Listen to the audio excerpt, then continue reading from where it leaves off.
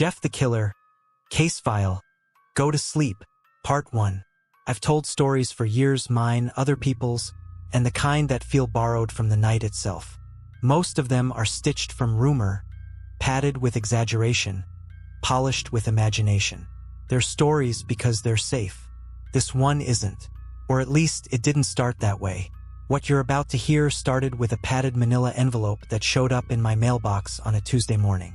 No return address, no postmark I recognized, just my name, taped on with the kind of printer paper you get in bulk. Inside was a thumb drive wrapped in wax paper, a folded slip with a case number written in ballpoint, WR 2011-219, and 3 photographs. The first was of a bedroom window smeared with something brown-red that had dried into ridges. Finger length, as if someone had pressed a bloody palm against the glass and slid it down slow. The second was a hallway wall pocked with shallow indents at odd angles, like a blade had been driven into it over and over, dragging sideways. The third was worse than both. A torn scrap of notebook paper with 2 words scrawled across it in hurried, uneven lines. Go to sleep.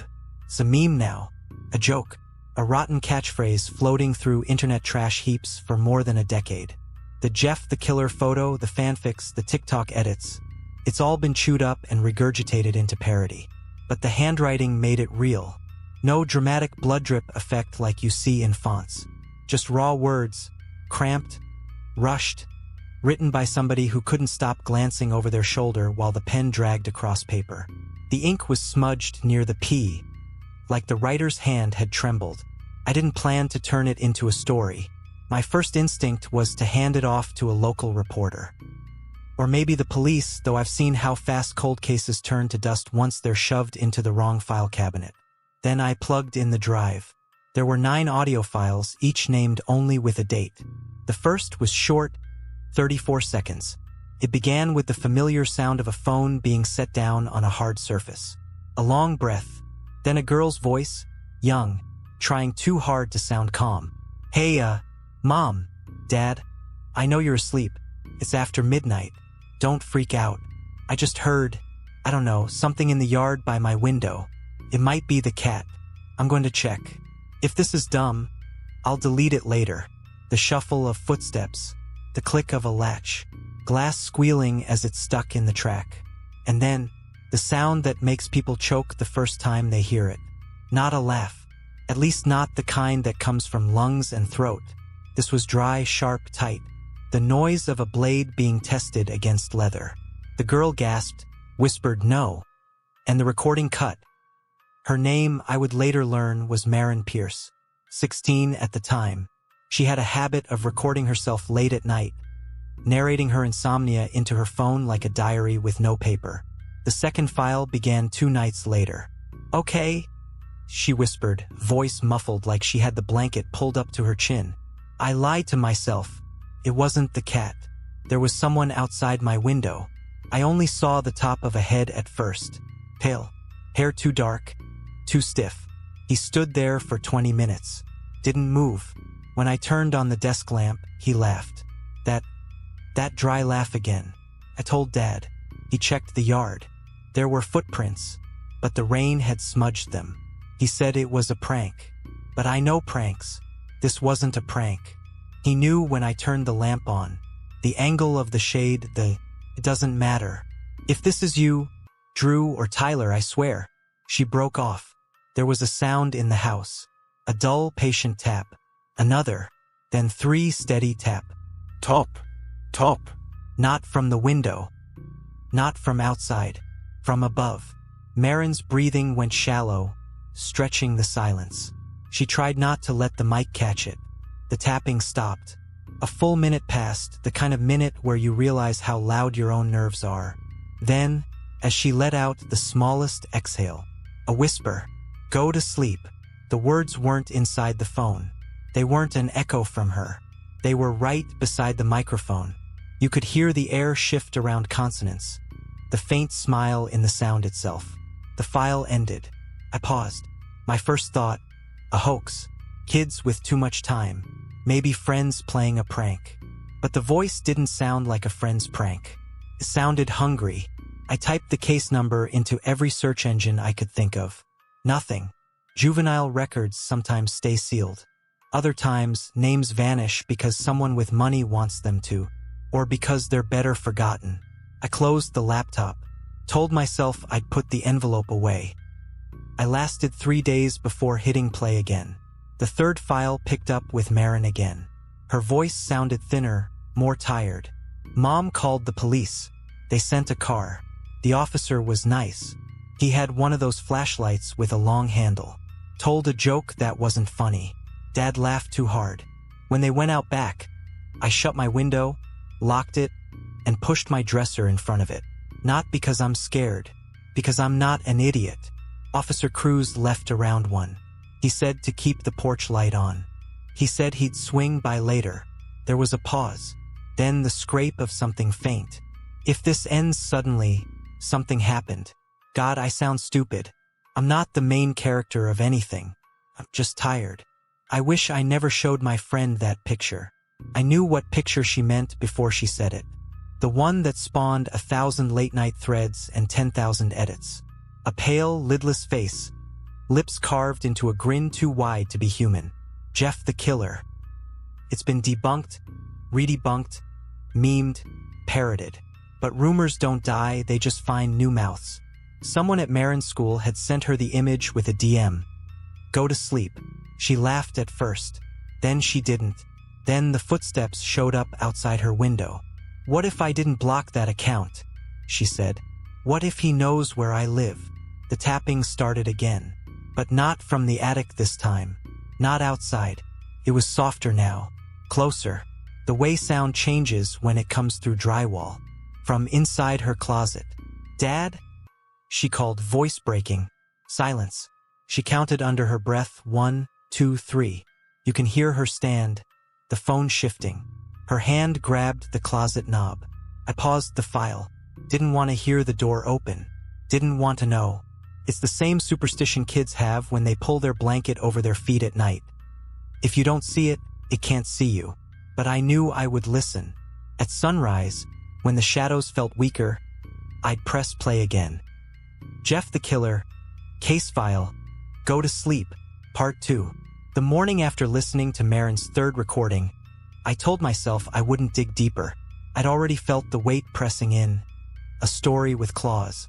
But the envelope sat on my desk like a wound I couldn't ignore. I opened the next file. It began with a man's voice.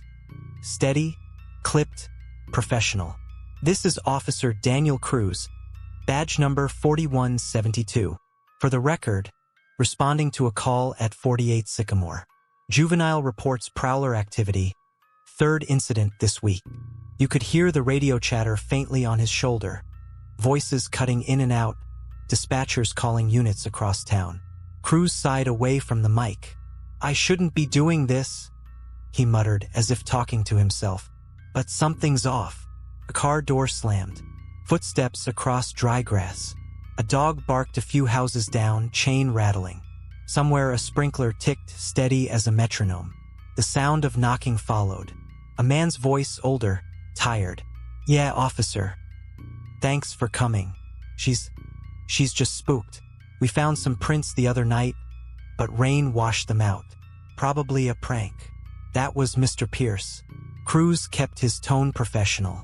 Mind if I take a look around? Please. Their steps crunched into the backyard. A fence creaked under a shift of wind. Cruz's flashlight hummed faintly as ballast rattled in the casing. Sir, Cruz said after a pause, this window latch, did you open it? No. We keep it shut after the other night. It's cracked, and there are scratches, not cat scratches, for lines, like fingers. He stopped talking. You could hear his breath change, slow and cautious. From the attic above, tap. Top. Not frantic, not random, patient. The kind of sound you make to remind someone you're still there. Cruz's voice stiffened. Sir, step inside the house. Lock the front door. I'll check the attic. The recording shifted as they re-entered. Carpet muffled their steps. The air in the house sounded thick, like silence had weight. Cruz pulled the attic cord. The ladder creaked, unfolding with a long sigh. He climbed, wood groaning under his weight. The attic filled the recorder. Insulation dunes, boxes stacked like tombstones, dust motes drifting in the flashlight beam. And then silence. Cruz whispered, almost to himself, impressions in the insulation. Knees, hands, fresh. The light swung across the floor, tracks pressed into pink fluff. Long, clean spaces, knees and palms dragging, leading straight to the vent above Marin's bedroom. Cruz froze. His breathing caught, and for a long moment the attic was still. Then, from the dark at the far end, a voice. Go to sleep. The whisper was ragged and smiling all at once. The ladder shuddered as Cruz stepped back, retreat controlled but quick.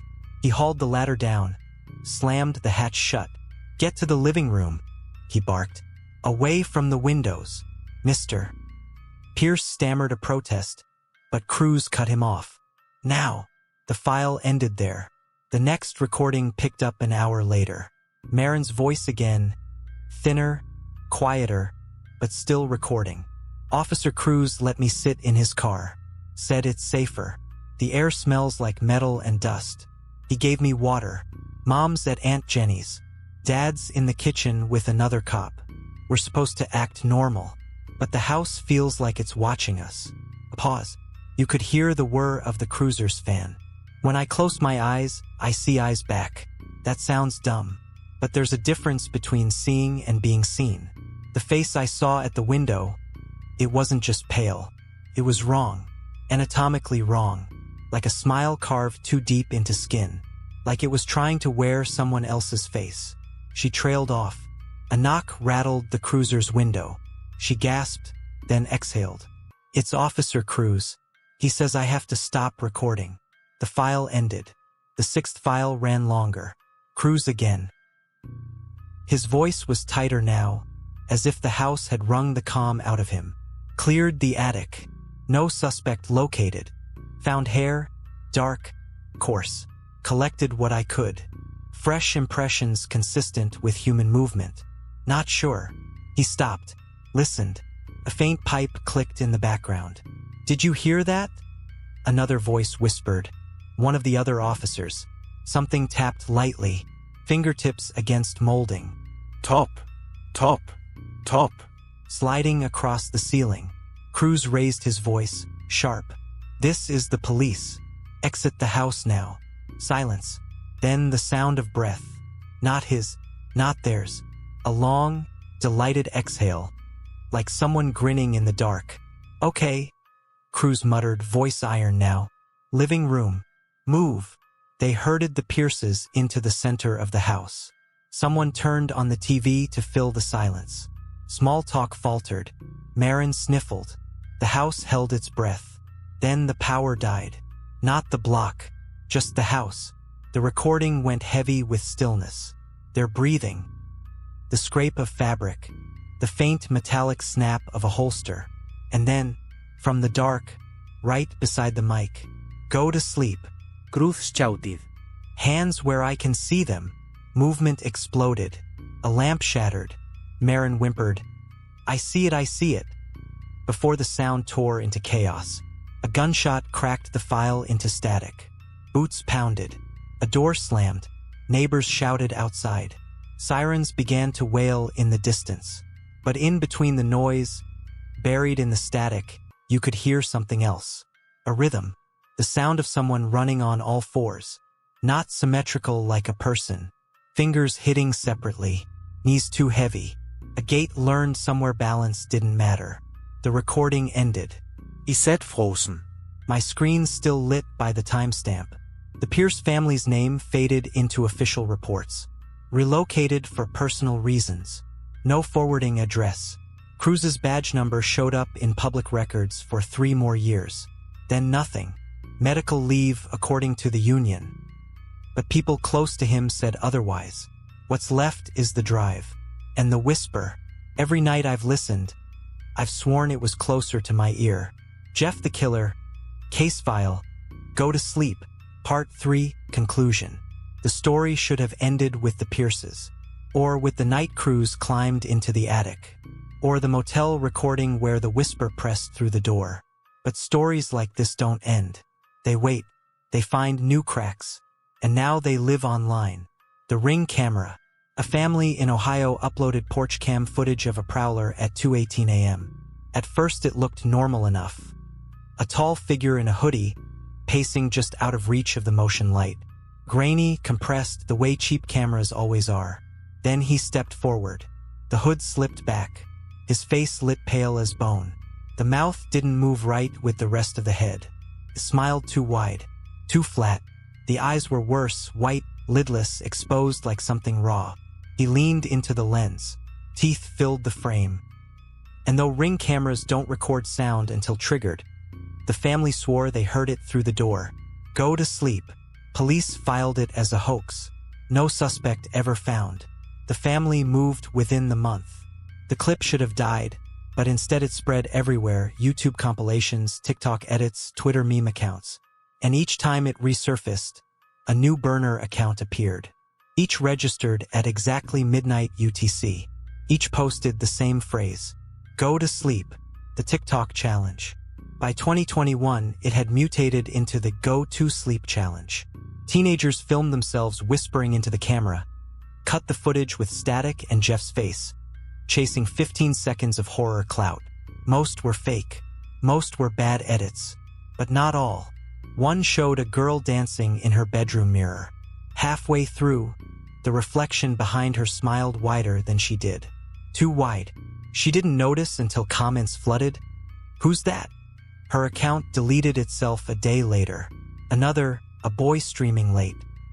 His brother tapped on the closet door to prank him. He laughed, annoyed, opened it. Empty. But when the feed froze, a pale face crouched at the back of the closet, grinning in the last frozen frame.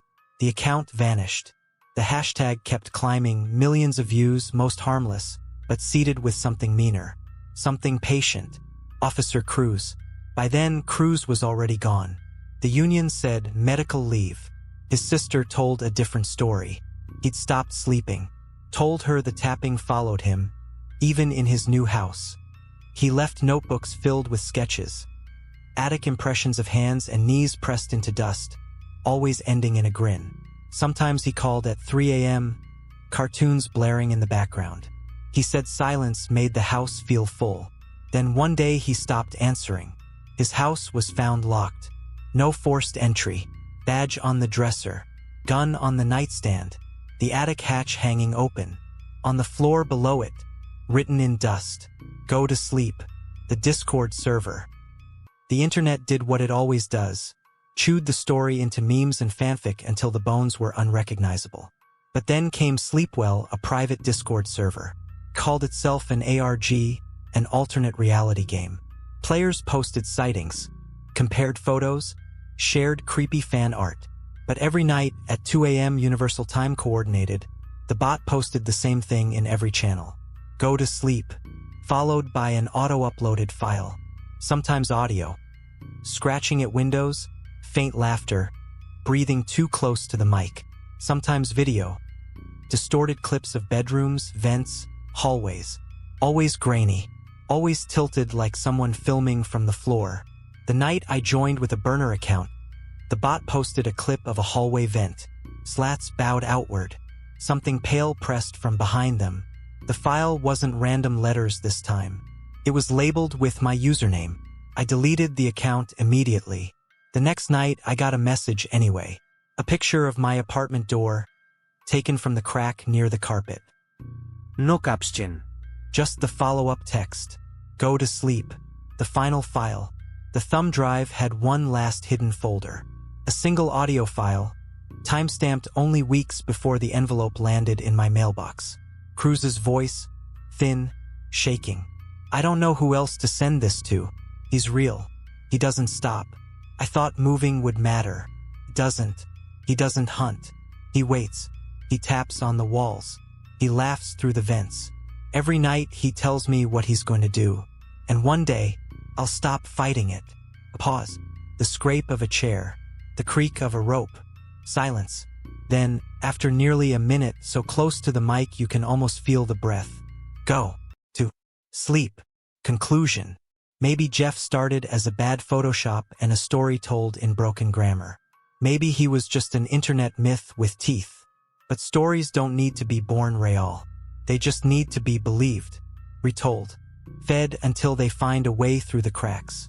And if you've listened this far, if you've pictured the attic, the closet, the face at the window, then the story already has you. So tonight, when the tapping starts, don't look up. Don't listen too long. And whatever you do, go to sleep.